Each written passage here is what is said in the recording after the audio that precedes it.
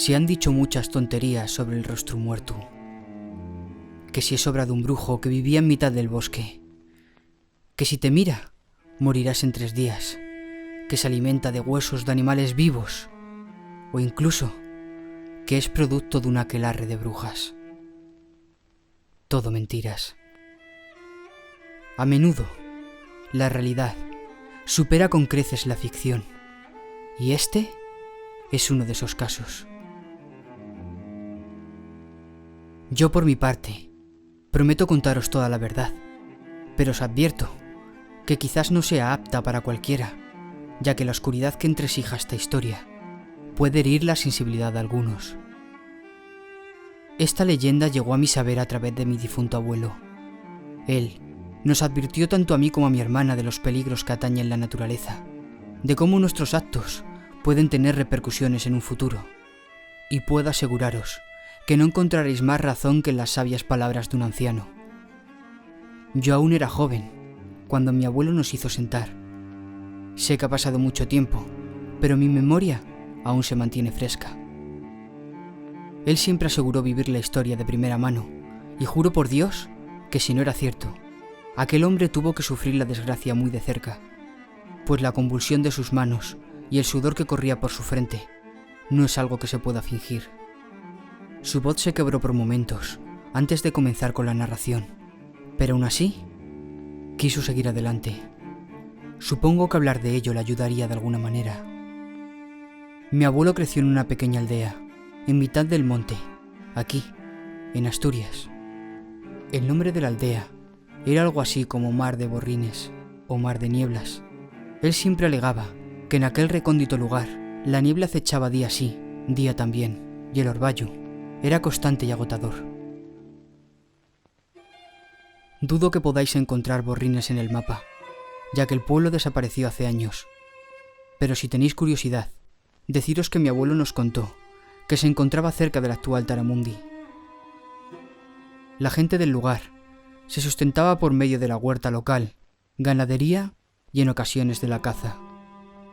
Usualmente, los habitantes de Borrines mantenían una relación cercana con el bosque, respetando el entorno que les había cunado durante años.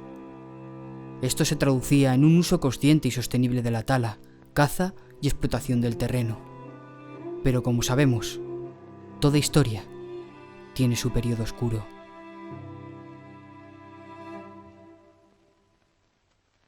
La aldea se encontraba aislada en el monte, y los hórreos permanecían medio vacíos debido a las malas cosechas obtenidas en los últimos años. La gente pasaba hambre, y una corriente sombría azotó el pueblo. Se decía que entre los aldeanos habitaba una bruja que realizaba prácticas profanas, pues no era la primera vez que encontraban alguna gallina o vaca destripada en mitad del campo. Por eso Dios quiso castigar al pueblo entero con la hambruna. El frío y la enfermedad acabó con el ganado, y el poco grano que quedaba acabó en mal estado cuando una tormenta destrozó parte de los hórreos. La gente de Borrines no tuvo más remedio que recurrir a la caza para sobrevivir, más de lo necesario, quiero decir. El abuelo se encargaba de realizar batidas de manera diaria en busca de conejos, ciervos e incluso erizos. En fin, cualquier cosa que llevarse a la boca. Hay que hacer todo lo posible con tal de perdurar y alimentar a la familia, pero existían un par de prácticas mal vistas entre cazadores. Los cepos eran una de estas prácticas habituales, que los hombres como mi abuelo intentaban evitar a toda costa. Él sabía que algunos hombres del pueblo estaban abusando de estas trampas, dándoles un uso indebido e injustificado. Fue una tarde, que estando tomando unos culines de sidra en el chigre del pueblo, mi abuelo escuchó una conversación de fondo entre 2 paisanos. Ambos fanfarroneaban de haber mancado un ciervo con un cepo anclado en un árbol. El animal tenía pinta enfermiza y una herida en la cabeza, así que evitaron matarlo para comérselo. En vez de eso, habían estado torturando al animal durante semanas, que sin poder huir ni comer, había sucumbido a sus maltratos. El abuelo nos dijo que corría a casa para ponérseles madreñes y salir al campo a buscar al ciervo. Para los que no lo sepan, les madreñes son un tipo de calzado de madera que se usa para labrar el campo y evitar resbalar por el embarrado y húmedo suelo del monte. Al llegar al lugar descrito por los hombres, mi abuelo no encontró al pobre animal, tan solo un cepo ceñido al árbol, con restos de sangre y carne entre sus dientes. El lugar rezumaba un hedor insoportable, y el suelo permanecía cercado por un área de podredumbre insólita, llena de sangre negra y gusanos. El abuelo hizo una pausa para beber agua. Percibí su inquietud al sujetar el vaso. Bebía de forma pausada, titubeando con la mirada, y sospecho que era debido a que no quería continuar con la historia. Pero aún así, lo hizo. Pasaron un par de días, hasta que el primer rumor se esparció por el aire. Varios cazadores habían avistado una extraña criatura en el monte. Algunos proclamaban haber visto al demonio, otros, un animal maldito, pero todos coincidían en que, desde luego, portaba la muerte en su rostro. Así fue como poco a poco la gente empezó a hablar del rostro muerto. El terror proliferó entre los habitantes de Morrines como zarzamoras en el campo. Pero el caos se desató con la aparición de los primeros cadáveres. 2 cazadores habían sido hallados muertos en el monte, con la cara desfigurada y maltrecha. Reconocieron los cuerpos por la ropa que vestían, ya que era imposible descubrirlo por el rostro. Lo más característico fue que en ambos casos mostraron indicios de haberse perpetrado ellos mismos aquella atrocidad. El primero fue encontrado con su navaja en la mano, y el segundo fue encontrado cerca de un montón de ramas ensangrentadas. Curiosamente, uno de estos cazadores había formado parte de la conversación que mi abuelo escuchó aquel día en el Chigre. Entonces, llegó aquel día, dijo el abuelo. Su mirada, perdida, denotaba auténtico pavor. Hizo un ademán de beber agua, pero el vaso cayó de sus manos debido al ataque de pánico que estaba sufriendo. Tardó 10 minutos en relajarse, antes de poder continuar.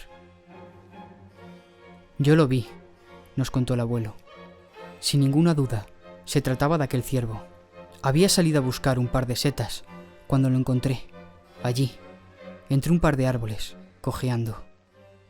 Al principio creí que era un ciervo como otro cualquiera, hasta que se giró.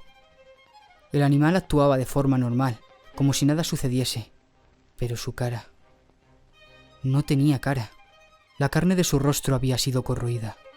En vez de ojos, la parte superior de su cabeza se encontraba completamente putrefacta, llena de gusanos que devoraban su carne, dejando a ver tan solo el hueso. Por lo visto, la herida que tenía aquel ciervo había servido de festín para bacterias e insectos, que tras tantos días apresado, arrasaron consumiendo su rostro hasta dejarlo en los huesos, llevándose por delante piel y ojos. La parte inferior aún permanecía intacta. De hecho, rumiaba un par de hierbas en aquel mismo momento. El abuelo comenzó a llorar. Nunca he visto una imagen tan aterradora como lo que viví aquel día. Sin ninguna duda, el rostro muerto era el nombre perfecto que definía a la criatura. El ciervo posó su mirada sobre mí, a pesar de no tener ojos. Entonces fue cuando sentí aquello. Mi pierna se engarrotó tirándome al suelo. Pronto, el espanto se hizo con mi cuerpo. Noté como mi rostro era devorado por los parásitos, mientras me apaleaban, y yo no podía salir corriendo, ni moverme, nada. Temí por mi vida, pero aún más por el dolor que me estaban infligiendo.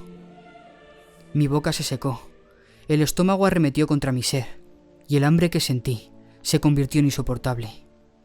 Tristeza, impotencia, miedo. Durante unos instantes pude compadecer todo aquello por lo que pasó el animal. Sé que el ciervo ahondó en lo más profundo de mi alma, de mi conciencia, y pudo ver que no era un hombre de mal. Quizás por eso cesó al transmitirme su agonía, dándose media vuelta y marchando. Los ojos del abuelo permanecían inmóviles, rojos y llenos de lágrimas. Intentó mantener la compostura, pero no pudo aguantar la presión y echó a llorar. Nunca habíamos visto llorar al abuelo. Siempre le tuvimos por un hombre rudo, pero allí estaba, mostrándose tan frágil como nosotros. El abuelo nos contó que poco a poco más cazadores sufrieron el ataque del rostro muerto. Algunos de ellos, los que el ciervo consideraba impuros, aparecieron en el campo con las facciones mutiladas. El resto solo se vieron sometidos a su agonía y dolor. Los hombres del pueblo dejaron de cazar y, por supuesto, de salir al bosque. Paulatinamente, la gente fue abandonando la aldea, ya fuese por miedo o falta de comida, emigrando a otros lugares. Y a día de hoy, aún hay gente que atestigua haber visto al rostro muerto por los montes de Asturias, defendiendo los bosques de cazadores o personas de conducta execrable.